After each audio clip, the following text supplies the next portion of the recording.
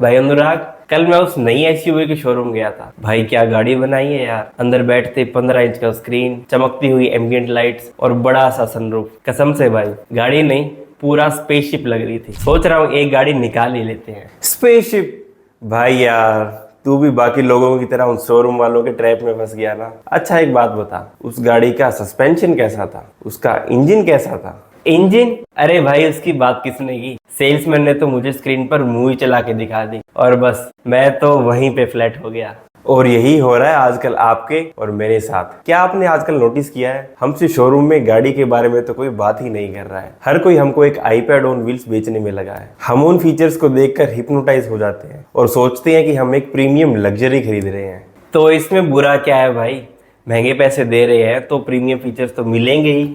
बुरा ये है मेरे भाई कि जिसे तू प्रीमियम समझकर खरीद रहा है वो एक्चुअल में एक बहुत बड़ा स्कैम है। और ये स्पेसशिप वाले फीचर्स तेरी गाड़ी को बेटर नहीं बल्कि और भी ज़्यादा खराब बना रहे हैं। सोच, अगर ये फीचर्स इतने ही प्रीमियम हैं तो इनकी वजह से आजकल रोड पर एक्सीडेंट्स क्यों बढ़ते जा रहे हैं और सर्विस सेंटर्स में तेरा बिल क्यों बढ़ता जा रहा है? एक्सीडेंट्स, बिल बढ़ रहा है। भाई तू डरा क्यों रहा है? डरा नहीं रहा हूँ, सच्चाई बता रहा हूँ। क्योंकि आजकल गाड़ियों को इंजीनियर्स कम एमबी और मार्केटिंग वाले ज़्यादा डिज़ाइन कर रहे हैं। इंजीनियर्स जानते हैं कि इंडियन रोड्स के हिसाब से फिजिकल बटन्स और सॉलिड मैकेनिक्स ही बेस्ट है। पर ये मार्केटिंग वाले, इन्हें पता है कि इनकी गाड़ी तभी महंगी बिकेगी जब उसके अंदर स्क्रीन्स और टेक का दिखावा होगा। मतलब तू कह रहा है कि ये सारी नई टेक्नोलॉजी और इतने सारे फीचर्स हमारा नुकसान कर रहे हैं? बिल्कुल, ये ऐसे सस्ते गिमिक्स हैं जो आपको फ्रस्ट्रेट करते हैं, आपकी मेंटेनेंस का बिल बढ़ाते हैं और इमरजेंसी में डाउनराइट डेंजरस हो जाते हैं। कार ब्रांड्स इन डाउनग्रेड्स को फ्यूचरिस्टिक बोलकर हमें उल्लू बनाते जा रहे हैं। भाई ये तो तूने दिमाग हिला दिया। आखिर ये है कौन से ट्रैप्स? नमस्कार दोस्तों, मैं हूं अनुराग और आज की इस वीडियो में हम बात करने वाले हैं कार के 6 और हाइप प्रीमियम फीचर्स की, जिन्हें देखकर आप शोरूम में तो अट्रैक्ट हो जाते हैं पर रियल लाइफ में आपको उन्हें हर हाल में अवॉइड करना चाहिए।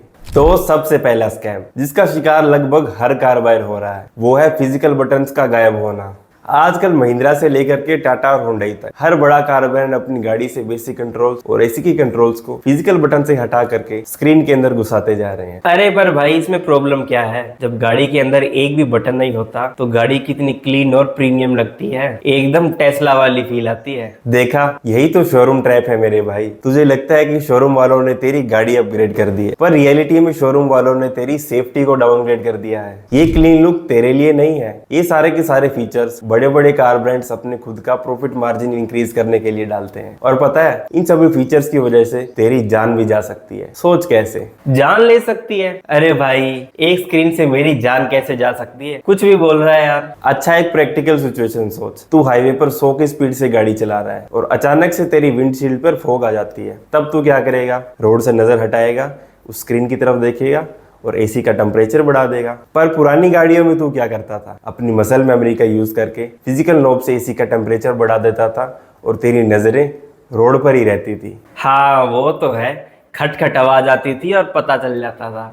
एग्जैक्टली पर इन नई टच स्क्रीन वाली गाड़ियों में तुझे अपनी आंखें रोड से हटा करके एक स्क्रीन की तरफ देखना पड़ेगा, मेन्यू ढूंढना पड़ेगा और एक ऐसा ग्लास टच करना पड़ेगा जिसमें कोई फिजिकल फील और फीडबैक भी नहीं है। एक फॉरेन ऑटो मैगजीन ने 2 गाड़ियों को 110 की स्पीड पर टेस्ट किया था। एक गाड़ी जिसके अंदर वही पुराने मैनुअल कंट्रोल्स थे, उसके अंदर कुछ बेसिक कंट्रोल सेट करने में सिर्फ 10 सेकंड लगे थे। वहीं आज की मॉडर्न गाड़ी जिसके अंदर टच स्क्रीन और टच बटन थे, उसके अंदर वही सेम के सेम बेसिक कंट्रोल सेट करने में पूरे 45 सेकंड्स लगे थे। वेट, मतलब 45 सेकंड्स तक उसने रोड पर नहीं देखा? हाँ, 110 की स्पीड पर 45 सेकंड डिस्ट्रैक्ट होने का मतलब है उस ड्राइवर ने लगभग 1.5 किलोमीटर ब्लाइंडली ड्राइव किया था। और सोच, अगर रास्ते में कोई चलता हुआ ट्रक रुक जाता तो क्या होता? भाई साहब ये तो सच में खतरनाक है। पर अगर ये फीचर्स इतने ही अनसेफ हैं तो ऑटो मैन्युफैक्चरर्स इन्हें कार में दे क्यों रहे हैं? क्योंकि सॉफ्टवेयर में एक डिजिटल बटन कोड करना एक्चुअल में एक फिजिकल बटन लगाने और उसकी वायरिंग से 10 गुना सस्ता पड़ता है। ये कार वाले फ्यूचरिस्टिक बोलकर एक्चुअल में अपनी खुद की कॉस्ट कटिंग कर रहे हैं।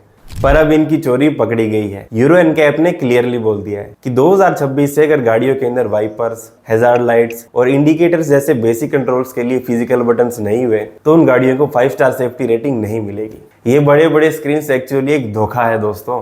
तो ड्राइवर्स को तो इन स्क्रीन ने अंधा कर दिया है, पर तुझे क्या लगता है इन बड़े बड़े कार ब्रांड्स ने को पैसेंजर को छोड़ दिया होगा।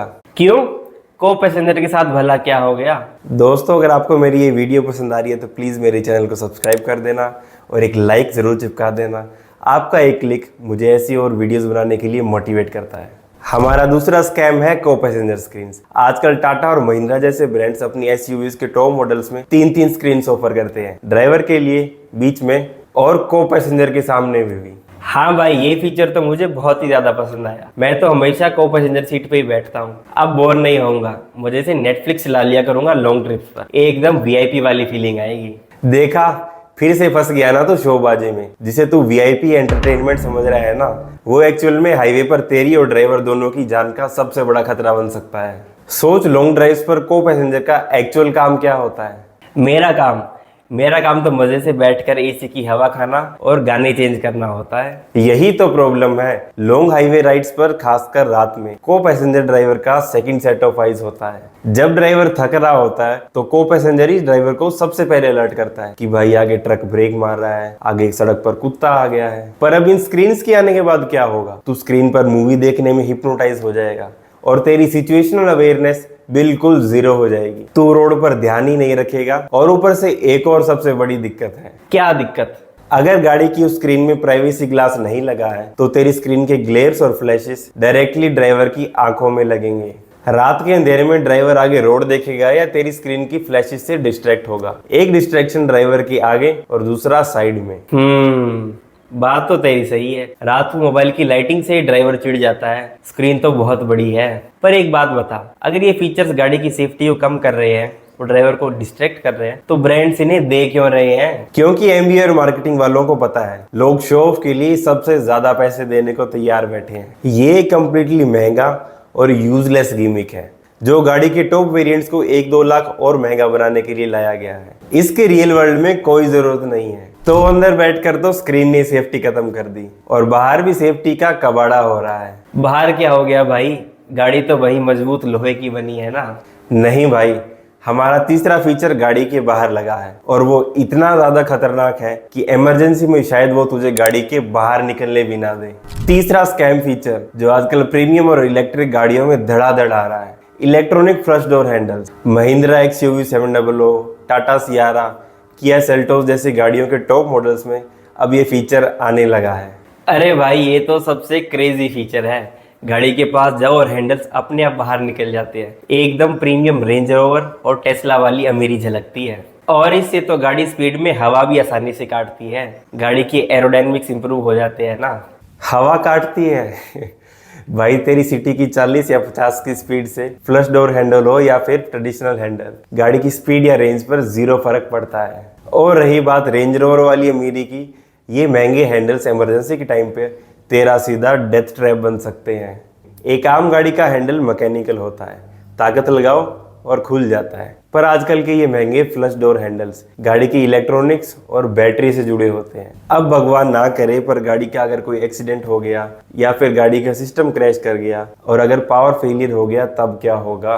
तो हैंडल्स बाहर नहीं आएंगे? बिल्कुल नहीं आएंगे। तू गाड़ी के अंदर फंसा होगा और बाहर रेस्क्यू टीम तुझे बाहर निकालने के लिए खड़ी होगी। पर जब गाड़ी के डोर हैंडल्स बाहर ही नहीं निकले होंगे तब वो दरवाजा कैसे खोलेंगे? और अगर गाड़ी के अंदर आग लगी हो तो एक एक सेकंड बहुत कीमती होता है। चाइना और यूएसए के अंदर ऐसे बहुत से हादसे हो चुके हैं जिसके अंदर गाड़ी में आग पकड़ने के बाद लोग बाहर ही नहीं निकल पाए और वो गाड़ी के अंदर जिंदा जल गए, क्योंकि उन्हें बचाने के लिए लोग तो बाहर खड़े थे पर दरवाजा खींचने से गाड़ी खुली ही नहीं। भाई, ये क्या बोल रहा है? ये तो लाइफ और डेथ की बात है। तो गवर्नमेंट इनके ऊपर कुछ करती नहीं है? गवर्नमेंट ने करना शुरू कर दिया है। चाइना, जहां से सारे flush door handles mass market में आए थे, उनकी गवर्नमेंट ने 1 जनवरी 2027 के बाद से फ्लश डोर हैंडल्स पर बैन लगा दिया है। तो चाइना में तो ऑटो मैन्युफैक्चरर्स को फ्लश डोर हैंडल्स हटा करके पुराने वाले हैंडल्स देने ही पड़ेंगे। और यूएस के अंदर भी टेस्ला के ऊपर इन्वेस्टिगेशन चल रही है। ब्रांड सिर्फ गाड़ी को शोरूम में कूल दिखाने के लिए आपकी सेफ्टी से खिलवाड़ कर रहे हैं। पुराने वाले हैंडल्स कभी फेल ही नहीं होते, वो सेफ थे, हैं और हमेशा सेफ रहेंगे। तो हैंडल्स फेल होने से तेरा निकलना मुश्किल हो जाएगा। पर रुक, अगला फीचर सुनकर तेरी जेब में आग लगने वाली है। जेब में आग? अब और क्या खर्चा बढ़ा दिया इन कंपनी वालों ने। चौथा फीचर, जो लगभग आजकल की हर नई एसयूवी और हैचबैक का हिस्सा बन चुका है। स्प्लिट हेडलाइट्स आजकल डिजाइन ट्रेंड चल रहा है। पतली सी डीआरएल ऊपर और मेन बड़ी हेडलाइट नीचे बम्पर के पास। Tata safari, Hyundai Creta, Kia Seltos, आजकल सभी गाड़ियों में यही आ रहा है। भाई ये फीचर मत बोल, ये तो मेरा सबसे फेवरेट है। जब ऐसी गाड़ी रात में रियर व्यू मिरर में दिखती है ना, तो एकदम बीस्ट और मॉन्स्टर वाली फीलिंग आती है। गुस्से वाली आंखें ऊपर और हेडलाइट नीचे, एकदम अग्रेसिव लुक लगती है। बीस्ट, मॉन्स्टर भाई तू सही बोल रहा है। ये नया वाला डिजाइन एक मॉन्स्टर ही है, रोड पर नहीं, तेरी पॉकेट के लिए। ये एग्रेसिव लुक एक्चुअली एक बहुत बड़ा जाल है ब्रांड्स का तेरी जेब काटने का। सोच कैसे? जेब काटने का जाल? भाई लाइट डिजाइन करने से उनको एक्स्ट्रा पैसे थोड़ी मिल रहे हैं। भाई थोड़ा सा कॉमन सेंस लगा। पुरानी गाड़ियों में हेडलाइट्स कहाँ होती थी? ठीक एकदम ऊपर, और नीचे क्या होता था? Plastic bumper. इंडिया के ट्रैफिक में जब सामने वाली गाड़ी अचानक से ब्रेक मारती थी या फिर साइड से बाइक वाला अचानक कट मारता था, तो तेरी गाड़ी का सबसे पहले क्या हिट होता था? बम्पर टकराता था, थोड़ा दब जाता था, पर मैकेनिक गर्म पानी डालकर उसे सही कर देता था और 2-3 हज़ार में रीपेंट हो जाता था। एग्जैक्टली बम्पर डिजाइन ही इसीलिए किया गया था कि वो माइनर इम्पैक्ट्स को झेल सके। पर आजकल की कार कंपनीज क्या कर रही हैं? तेरी गाड़ी का सबसे महंगा पार्ट वो बम्पर पे ही लगा रही हैं। अब अगर ट्रैफिक में हल्की सी भी टक्कर हुई तो तेरा बम्पर नहीं टूटेगा, तेरी मेन हेडलाइट का ग्लास चकनाचूर हो जाएगा। अरे भाई, कह तो तू सही रहा है, पर एक हेडलाइट ही तो बदलनी है, ज़्यादा से ज़्यादा 4-5 हज़ार का खर्चा होगा। 4-5 हज़ार? भाई कौन से ज़माने में जी रहा है? आजकल की नई मॉडर्न हेडलाइट असेंबलीज कम से कम 30 से 50 हज़ार तक की आती हैं। टाटा हैरियर और सफारी जैसी गाड़ियों का एक एलईडी रिप्लेसमेंट तेरा महीने का पूरा बजट हिला देगा। लुक ज़रूर अच्छा लगता है, लेकिन जब ये टूटती है ना, तो शोरूम वालों के टारगेट पूरे होते हैं और तेरा बैंक अकाउंट खाली। तो स्प्लिट हेडलाइट ने तेरे पैसे तो निकलवा दिए, लेकिन अगला फीचर तेरे पैसे तो नहीं, लेकिन तेरे पसीने ज़रूर निकलवा देगा। पसीना? भाई क्या चलते चलते गाड़ी में एसी बंद कर देंगे? बिल्कुल सही पकड़ा है। कार ब्रांड्स ने गवर्नमेंट के फ्यूल टेस्ट पास करने के चक्कर में एक ऐसा फीचर बना दिया है जो 50 डिग्री की गर्मी में तेरा पसीना ज़रूर निकाल देता है। 5वां फीचर, जिसे कार ब्रांड्स बड़े शौक से इको फ्रेंडली और फ्यूल सेवर बोलकर बेचते हैं, engine auto start stop system. आजकल गाड़ी रेड लाइट पर रुकती है और 3 सेकंड में इंजन घट से बंद हो जाता है और क्लच दबाते ही वापस से शुरू हो जाता है। भाई इसमें क्या बुराई है? पेट्रोल कितना ज़्यादा महंगा हो गया है। जब रेड लाइट पर गाड़ी रुकेगी, इंजन बंद होगा, तो फ्यूल बचेगा और माइलेज बढ़ेगी। मेरे तो पैसे ही पैसे बच रहे हैं। भाई थोड़ा कॉमन सेंस लगा। जब गाड़ी का इंजन बंद होता है तो एसी का कंप्रेसर भी तो बंद हो जाता है ना।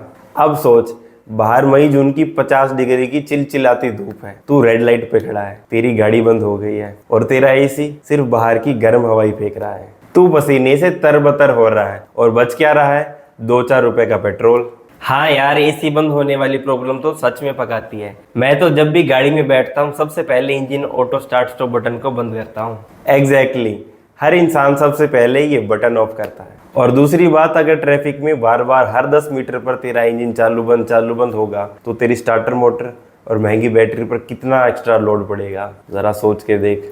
जो 100 रुपए का फ्यूल तू साल भर में बचाएगा, उससे दुगना तिगना पैसा तो इलेक्ट्रिक मोटर और बैटरी जल्दी खराब होने के चक्कर में मैकेनिक को ही दे आएगा। भाई लॉजिक तो एकदम सही दे रहा है, पर अगर सब लोगों को ये फीचर एनोइंग लगता है और हर कोई इसे बंद ही रखता है, तो ये सारे ऑटो मैन्युफैक्चरर्स अपनी गाड़ियों में ये फीचर देते ही क्यों हैं? क्योंकि ब्रांड्स को तेरी गर्मी या फ्यूल नहीं, बल्कि सरकार की टेंशन है। गवर्नमेंट के कैफे नॉर्म्स बहुत ही ज़्यादा स्ट्रिक्ट होते हैं। अब टेस्ट कंडीशंस में ट्रैफिक लाइट पर तेरी गाड़ी ऑन ऑफ होने से ऑन पेपर माइलेज काफ़ी ज़्यादा बढ़ जाती है। ऑटो मैन्युफैक्चरर्स हाइब्रिड टेक का महंगा खर्चा नहीं करना चाहते, तो वो बस ये सस्ता सा सेंसर लेके डाल देते हैं और सरकार को ऑन पेपर दिखा देते हैं कि हमारी गाड़ी काफ़ी ज़्यादा फ्यूल एफिशिएंट है। ये उनके गवर्नमेंट टेस्ट पास करने का सस्ता जुगाड़ है, तेरा कंफर्ट नहीं। तो वो गर्मी में पका दिया, लेकिन अगला और आखिरी फीचर तुझे पकाएगा नहीं। हो सकता है तुझे सीधा इमरजेंसी वार्ड ही पहुंचा दे, और खासकर तब जब तू अपनी गाड़ी में किसी छोटे बच्चे को छोड़ दे। बच्चा छोड़ दे? भाई गाड़ी में अब ऐसा क्या आ गया जो सीधा एक्सीडेंट ही करवा देगा? छठा और आखिरी फीचर जो आजकल की नई अल्ट्रा प्रीमियम ईवीज में आने लगा है, बटनलेस स्टार्ट या सिट एंड गो फीचर। इसमें ना तो आपको कोई चाबी घुमानी है और ना ही कोई इंजन स्टार्ट स्टॉप बटन दबाना है। बस चाबी पॉकेट में रखो, गाड़ी में बैठो, गियर ड्राइव में डालो और निकल पड़ो। भाई कसम से ये तो असली फ्यूचरिस्टिक टेक लग रही है। बिना बटन दबाए गाड़ी अपने आप ही समझ जाती है कि मैं गाड़ी के अंदर बैठ गया हूँ। अब तो मानेगा कि ये फीचर तो बहुत काम का है। एफर्टलेस नहीं, केयरलेस ड्राइविंग बोलो इसको। ये सारे के सारे कार ब्रांड्स आपसे आपकी एक ऐसी चीज़ छीन रहे हैं जो आपको बचपन से पता है, आपकी मसल मेमोरी। एक छोटा सा बटन हटाकर इन्होंने एक्सीडेंटली आपकी जान का खतरा बना दिया है। सोचो कैसे। जान का खतरा? भाई सिर्फ एक बटन दबाने या ना दबाने से जान थोड़ी जाती है। जाती है भाई। हमें पिछले 20-30 सालों से एक आदत बनी हुई है, हम गाड़ी से उतरते वक्त या तो चाबी बाहर निकालते हैं या फिर वो बड़ा सा इंजन स्टार्ट स्टॉप बटन को दबा कर उतरते हैं। तब हमें श्योर होता है कि गाड़ी अभी ऑफ है और बिल्कुल सेफ है। लेकिन अब सोच, ईवीज तो वैसे ही कंप्लीटली साइलेंट होते हैं।